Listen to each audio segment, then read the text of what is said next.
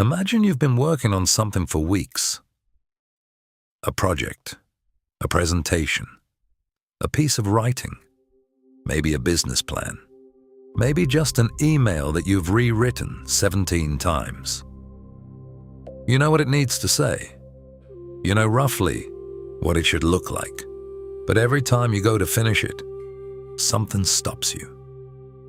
Not laziness, not a lack of ideas, not distraction exactly. It's this quiet, creeping voice that says, it's not good enough yet. And so you keep refining, keep adjusting, keep pushing the finish line just a little further away. Because finishing means submitting it to the world. And submitting it means people can judge it. And being judged means finding out definitively whether you are or aren't what you've always hoped you were.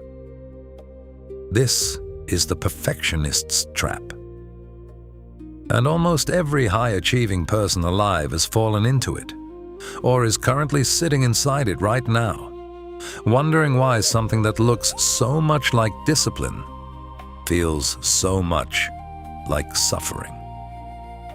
Today we're going to talk about what Stoicism, one of the most practical and psychologically sophisticated philosophies ever conceived, says about perfectionism, not in vague platitudes, not in inspirational, quote, territory.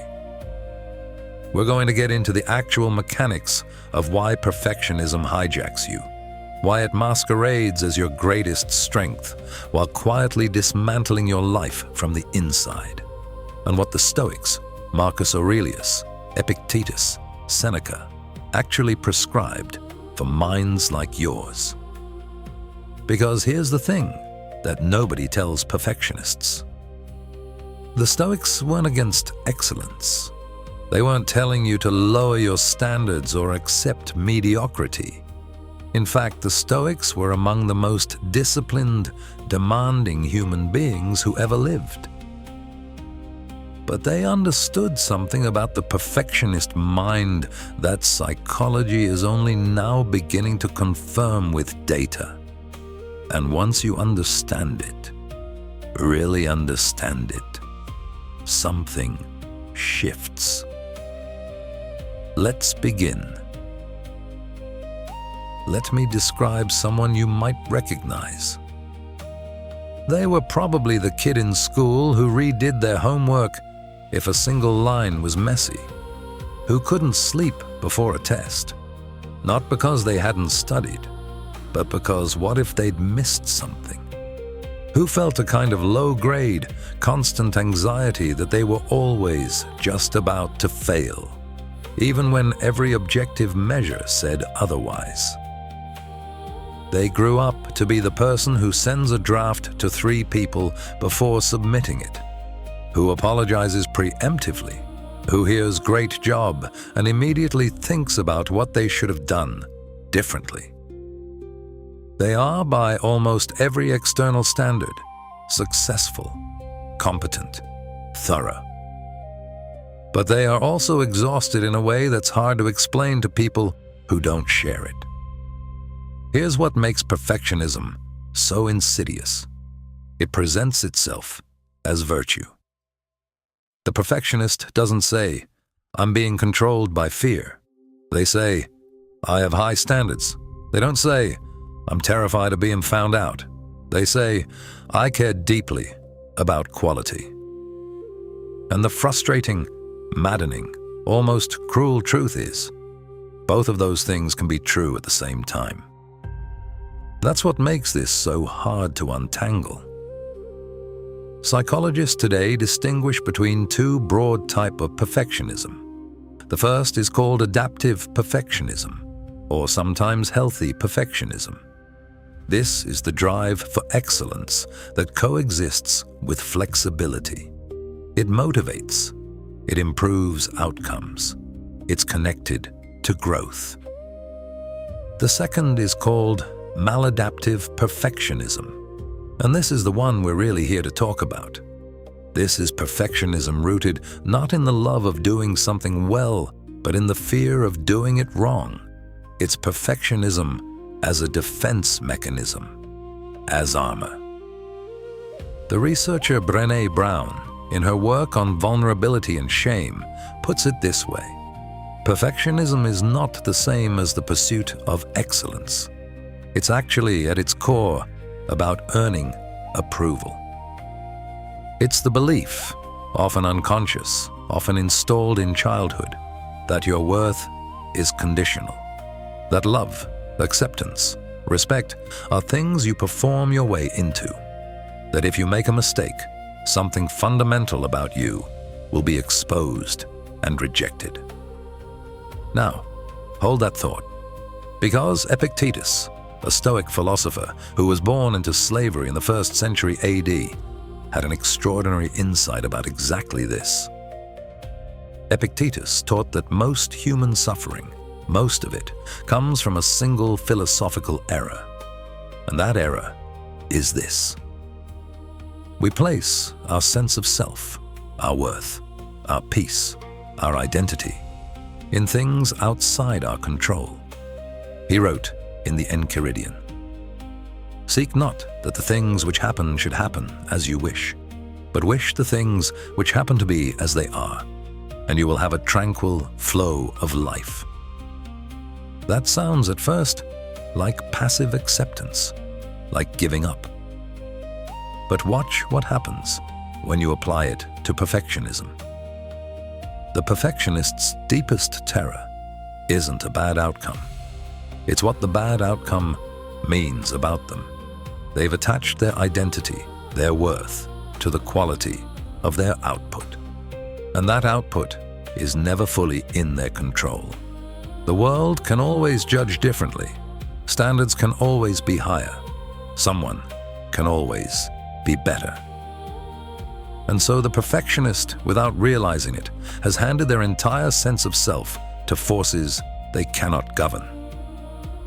That is, Epictetus would say, the root of all your suffering. Chapter 2.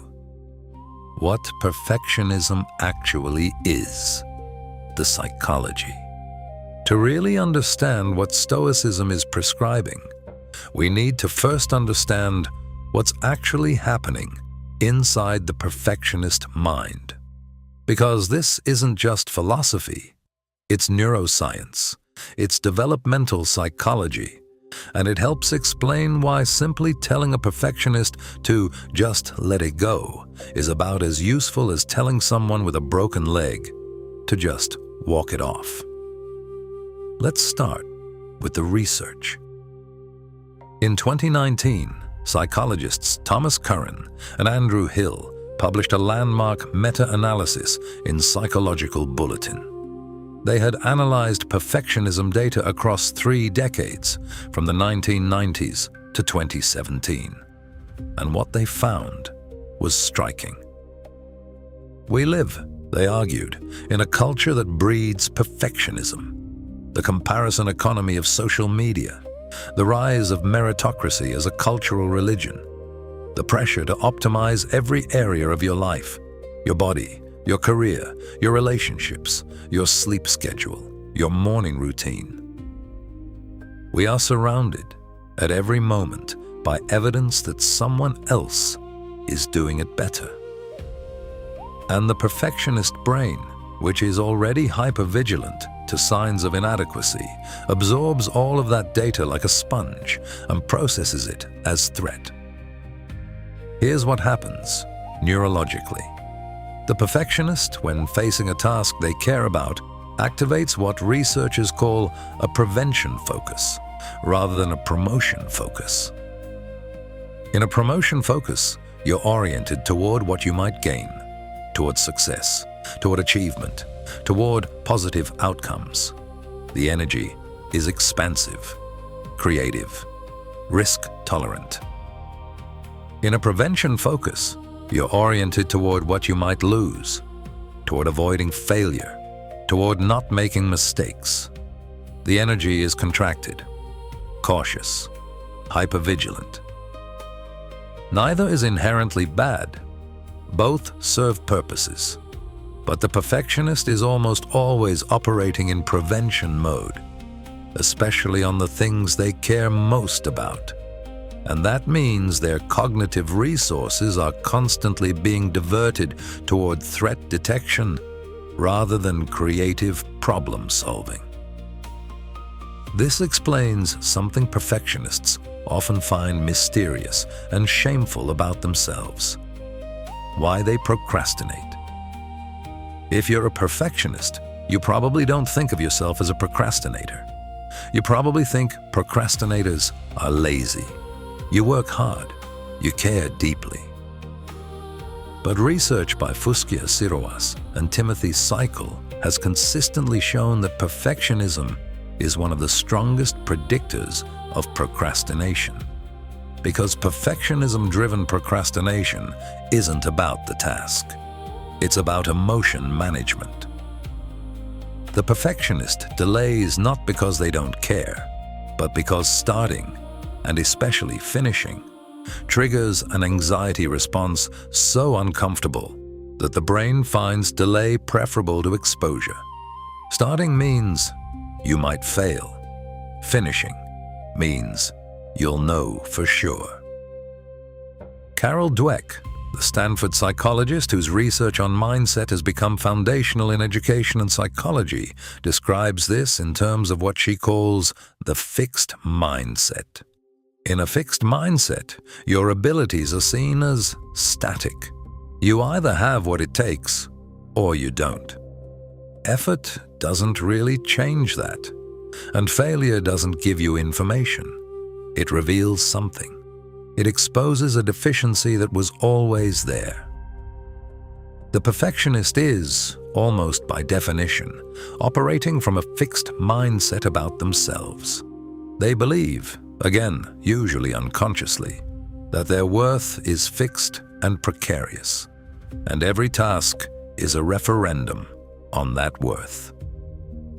Dweck writes, "In a fixed mindset, people believe their basic qualities, like their intelligence or talent, are simply fixed traits.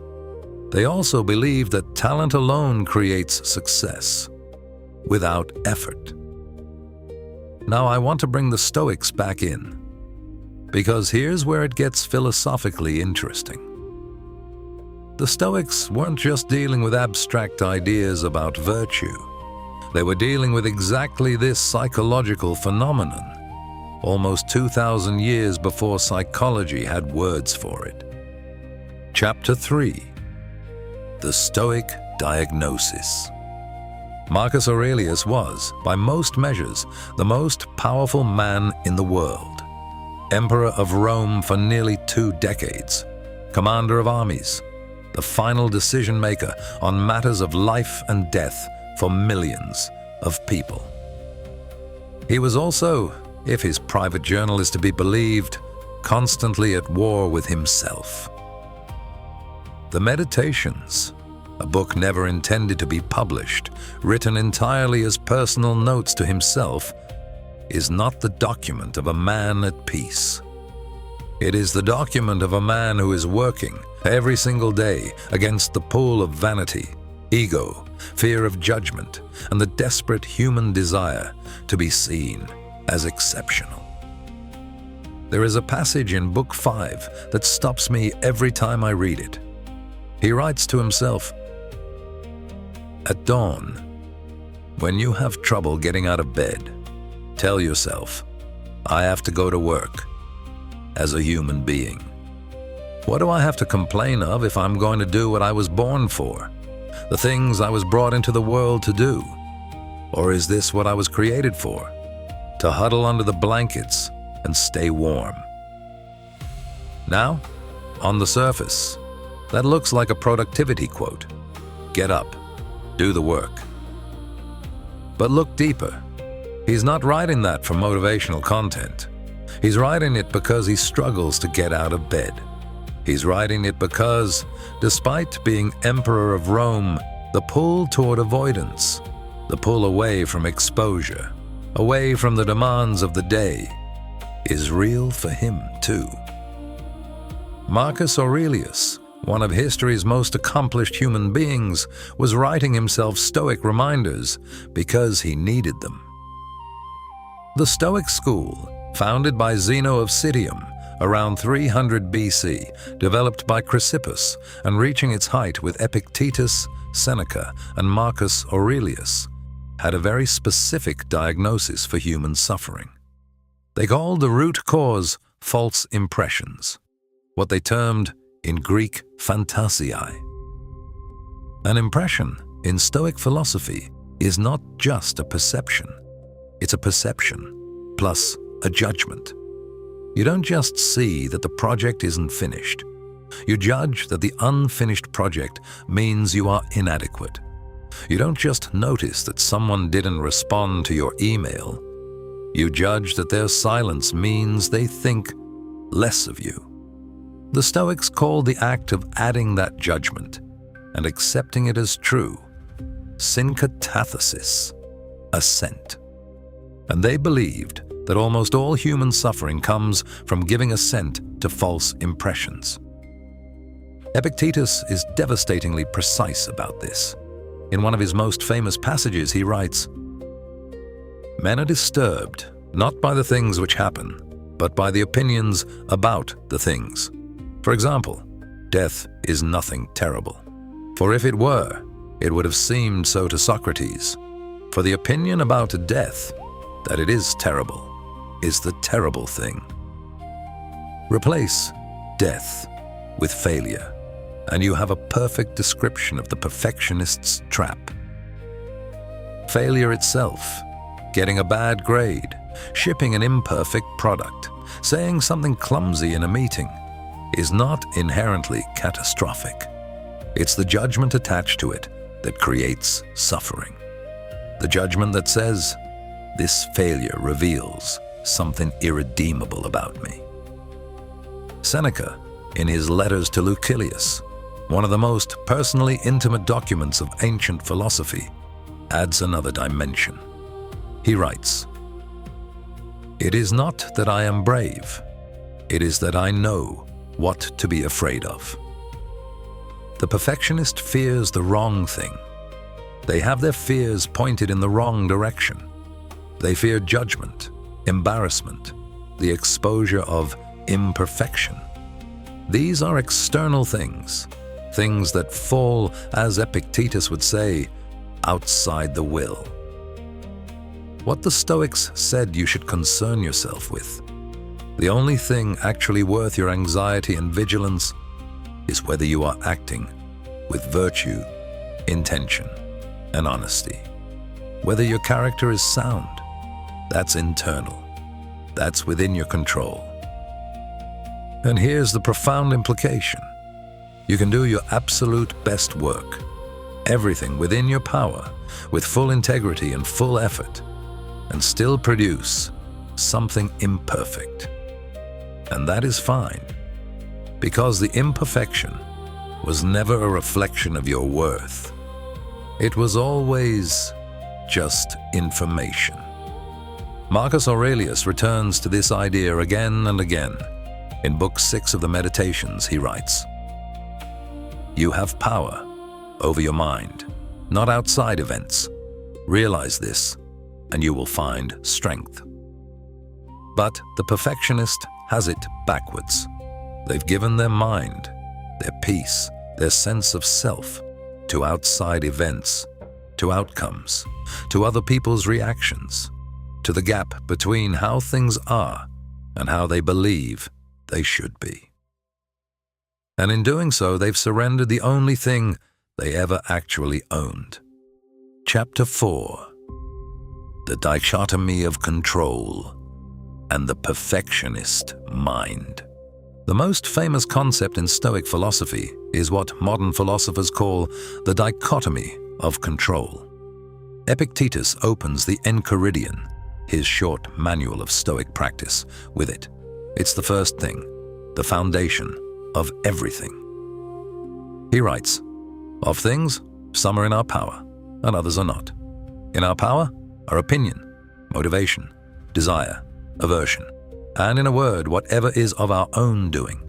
Not in our power are our body, our reputation, office, and in a word, whatever is not of our own doing. Simple, clear, radical. The things in your power, your choices, your values, your effort, your response to events. The things not in your power, outcomes, other people's opinions, the state of the world, whether your work is received the way you intended. Now let's apply this to perfectionism with surgical precision. The perfectionist's torment lives almost entirely in the second column, in things not in their power. They agonize over what people will think. They catastrophize about outcomes. They obsess over variables they cannot control. They hold their work to a standard that exists nowhere except in some imagined, idealized version of a future that may never arrive. And none of that, none of it, is within the Stoics' jurisdiction. What is in your power? The quality of your attention while you work, the honesty of your effort, the values you bring to the task, the decision to begin, the decision to finish and ship, the courage to stand behind what you made, knowing it is the best version you could produce with the time, resources, and knowledge you had. There's a practice the Stoics used that directly addresses this. It's called the reserve clause, and it's a subtle but transformative shift in how you set goals and engage with outcomes. Instead of committing to an outcome, I will finish this perfectly by Friday, you commit to a process with a reservation. I will do my best work on this, and if circumstances allow, I will finish it well by Friday. Marcus Aurelius describes this as working with the reservation that failure is possible. The Stoics called it hup ex arisis, acting with a mental asterisk, full effort, full intention, but held loosely, without white-knuckling the result. This is not lowering your standards. This is aiming precisely while acknowledging that the arrow's final destination depends on more than your release. The archer analogy is actually one the Stoics themselves used. You control your stance, your breath, your draw, your release. That's everything within your power, and you give it everything. Then the arrow flies, and wind exists, and the world is what it is.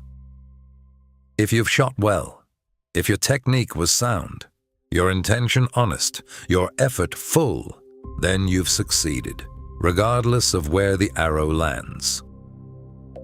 For the perfectionist, this is, I won't lie to you, extremely difficult to internalize, because the perfectionist has, at some level, a very deep belief that their control over the outcome is what makes them safe. If they can just refine enough, revise enough, check enough times, they can guarantee the result. They can prevent the bad thing from happening. But that's not control. That's a ritual against anxiety. It's superstition in work clothes. And the Stoics were unsentimental about this. Epictetus, again. Seek not that the things which happen should happen as you wish, but wish the things which happen to be as they are, and you will have a tranquil flow of life. The tranquility the Stoics prized, ataraxia, the undisturbed mind, is not achieved by perfecting everything. It's achieved by releasing the grip on what was never yours to hold. Now you might be feeling some resistance here, some part of you that says, but if I stop caring about outcomes, won't I stop trying? Won't I become complacent? This is the perfectionist's most stubborn defense mechanism, the belief that the anxiety is what's making you good, that if you release the fear, the quality disappears with it. But this is empirically false, and the research actually backs the Stoics on this. Studies in self-determination theory developed by psychologists Edward Dacey and Richard Ryan consistently show that intrinsic motivation, doing something because you find it meaningful, engaging, or valuable in itself, produces higher quality work, greater creativity, and greater resilience than extrinsic motivation, doing something to avoid punishment or earn approval. The perfectionist, at root, is extrinsically motivated. Their driver is the avoidance of a bad outcome, not the love of the work itself. And ironically, heartbreakingly almost, that's what makes the work worse. The fear doesn't improve performance, it narrows it. Chapter 5. Amor Fati, loving the imperfect. There's a concept that sits at the heart of later Stoic and Nietzschean thought that I think is the most personally transformative idea in this whole tradition. It's called Amor Fati, Latin for the love of fate, not acceptance of fate, not resignation to fate. Love of it. Marcus Aurelius touches on this throughout the Meditations. He writes in Book 4, "Accept the things to which fate binds you, and love the people with whom fate brings you together, and do so with all your heart." Now, what does loving fate have to do with perfectionism? Everything. The perfectionist is, at their core, at war with reality. They have an idea of how things should be, how they should perform, how their work should turn out, how others should respond. And they are in constant, exhausting conflict with how things actually are.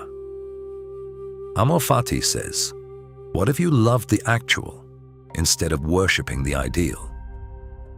What if the imperfection wasn't an obstacle to the work, but was, in some irreducible way, the work? There's a concept in jazz called playing the wrong note right. Miles Davis allegedly said that there are no wrong notes in jazz, only notes that are more or less appropriate to what follows. The mistake isn't the problem. The response to the mistake is everything. This is, philosophically, exactly what Amor Fati asks of you. Not pretend the imperfection isn't there. Not decide that mediocrity is acceptable. But rather, incorporate the imperfection into your understanding of what the work is.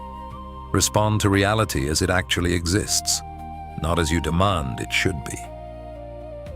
The Japanese have a practice you've probably heard of called kintsugi, the art of repairing broken pottery with gold. The break isn't hidden, it's honored. The crack becomes the most beautiful part. This isn't sentimentality. It's a profound philosophical position. It says the history of a thing, including its damage, is part of its meaning. Erasing the imperfection wouldn't make it more valuable. It would make it less itself.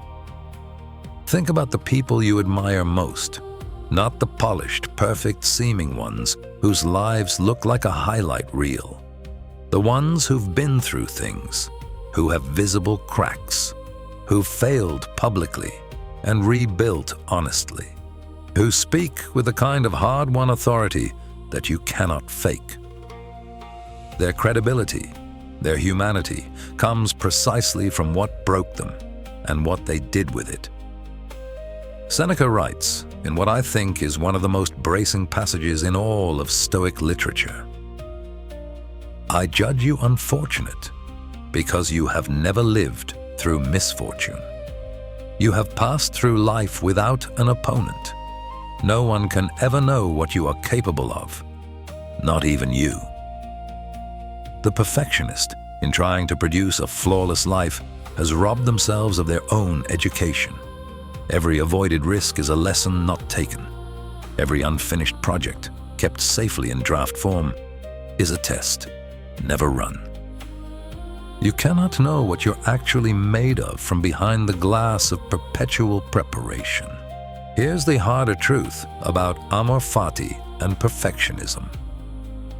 The perfectionist doesn't just fear bad outcomes.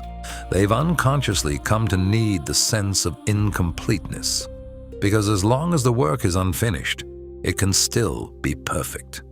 As long as you haven't submitted, you can't fail. The draft is safe.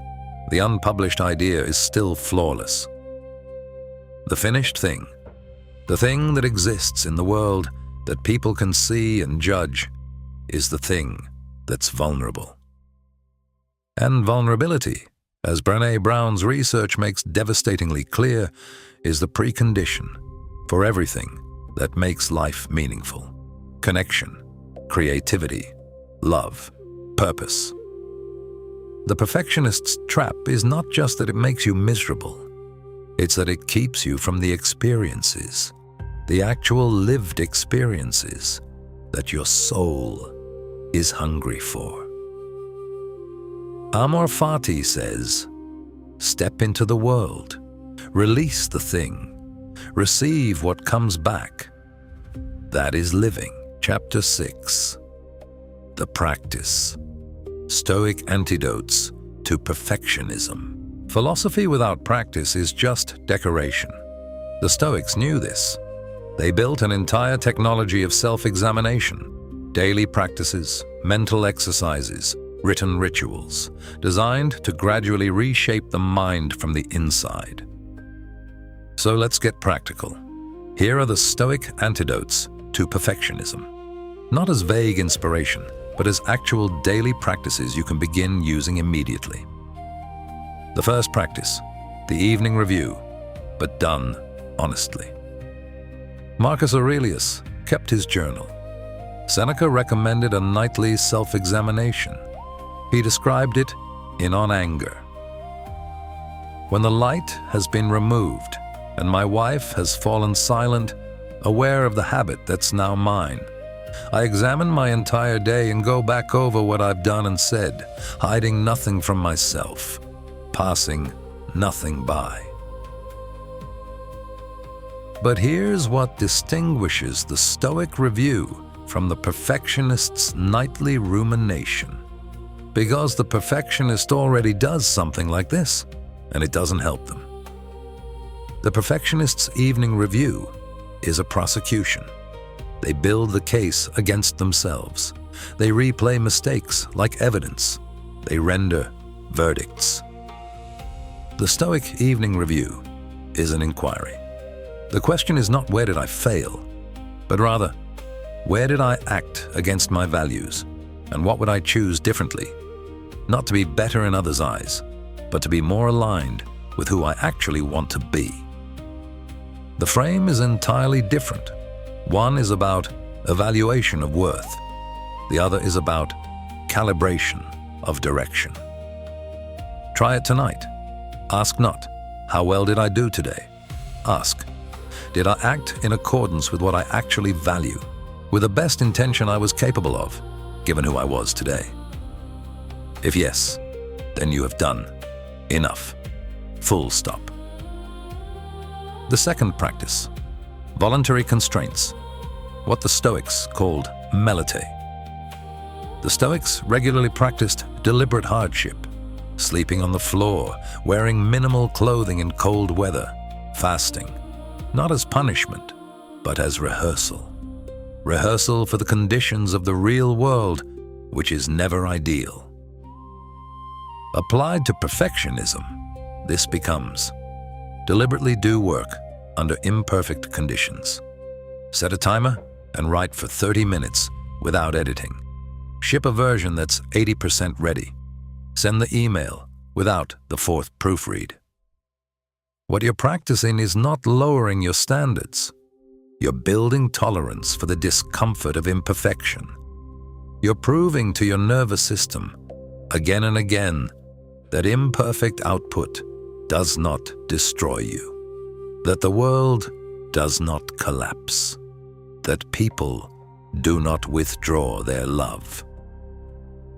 Because at some level, That's what the perfectionist's nervous system believes, and only direct experience can re-educate it.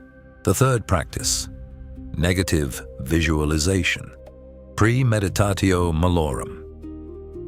This is perhaps the most powerful Stoic cognitive tool for perfectionists, and it's been validated by modern cognitive behavioral therapy, even if CBT doesn't use the same name. The Stoics regularly imagine the worst-case scenario, not to catastrophize, but to demystify. Seneca writes, "Let us prepare our minds as if we had come to the very end of life. Let us postpone nothing. Let us balance life's books each day." For the perfectionist, the exercise looks like this. Identify the thing you're avoiding finishing because you fear how it will be received. Now walk all the way to the worst-case scenario. Not the medium bad version, the actual worst. What is the absolute worst realistic thing that could happen if you ship this and it fails? Write it down, say it out loud, sit with it. In almost every case, the actual worst case is survivable. Embarrassing, perhaps. Disappointing, certainly, but survivable. And once you've really looked at it and understood it, the anxiety that was driving the avoidance loses much of its power. You've called the bluff. The perfectionist is terrified of the dark, but almost always, when you turn on the light, what was so terrifying turns out to be manageable, human, even instructive. The fourth practice, the view from above, hypsos. Marcus Aurelius returned constantly to what Stoics called the view from above, mentally zooming out from your present circumstances to see them in the context of the vast sweep of time and scale. He writes in Book 9, how many a Chrysippus, how many a Socrates, how many an Epictetus have time already swallowed up? This sounds bleak, but it's actually liberating. The project you're obsessing over, the email you've rewritten 17 times, the product launch you're terrified to announce, in the full context of your life, and certainly in the full context of history, is a very small thing. The people you're afraid will judge you are themselves mostly worried about what other people think of them. They are occupied with their own fears, their own imperfections, their own private trials. And in 100 years, in 50 years, none of the specific outcomes you're agonizing over will matter at all. This is not nihilism, it's relief. The permission to be human, to do your imperfect best, to release the work into the world and then turn your attention to the next thing. It comes from understanding that the stakes, while real, are not as ultimate as they feel.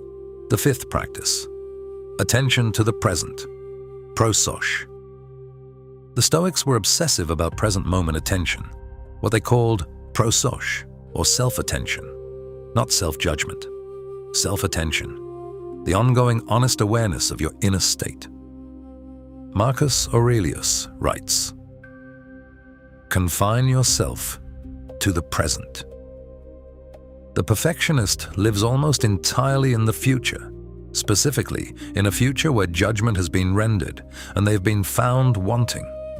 Their anxiety is prospective. It's always about what will happen when people see this.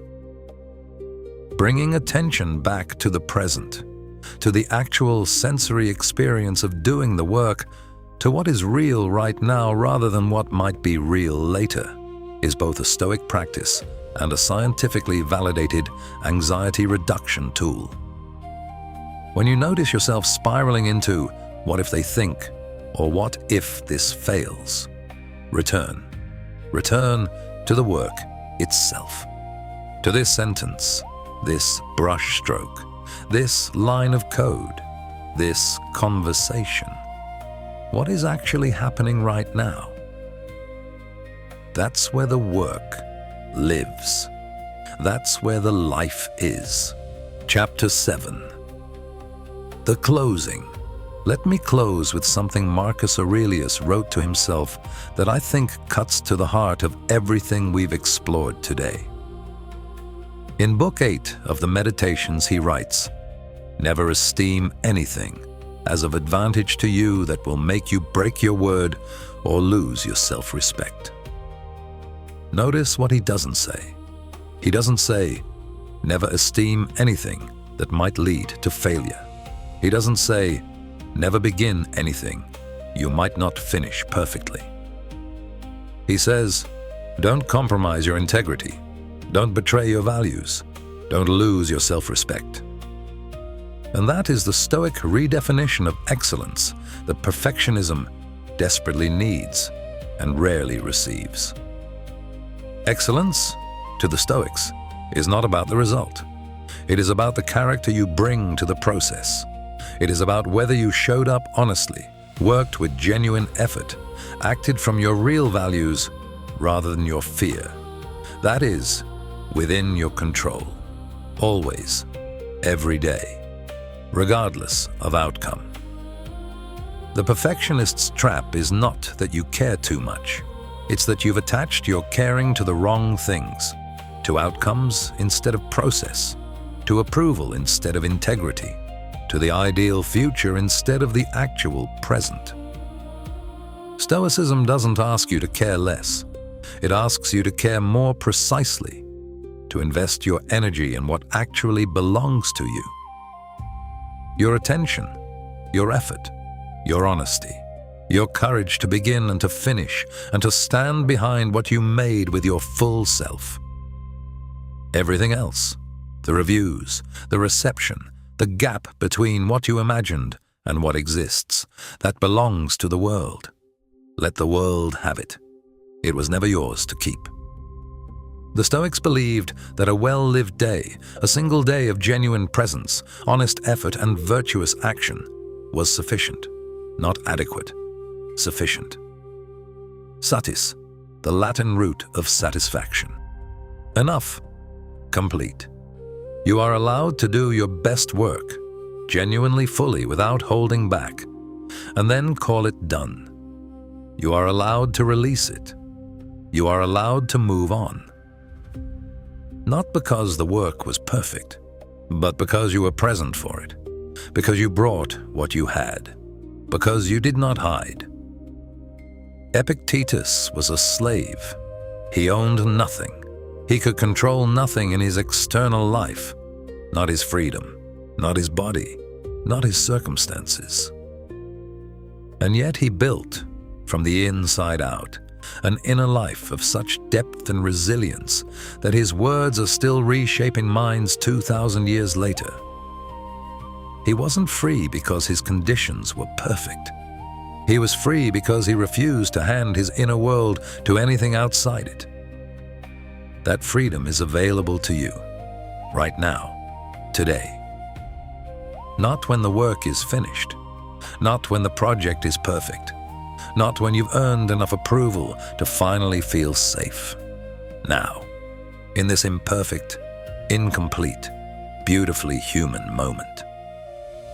Do the work. Release the work. Be the person who did it. That is enough. That has always been enough. If this resonated with you, if some part of this felt like it was speaking directly to something you've been carrying, I'd encourage you to do one thing before this video ends. Identify one thing you've been holding back. One project, one conversation, one creative act that's been living in not ready yet mode. And take one step toward finishing it today. Not completing it, not perfecting it. One step. That's the practice. That's how the trap opens. If you want to go deeper into Stoic philosophy and how it applies to the actual challenges of modern life, there's a video right here that I think you'll want to watch next. And if this channel has given you something useful, subscribe. It helps more than you might think. I'll see you in the next one.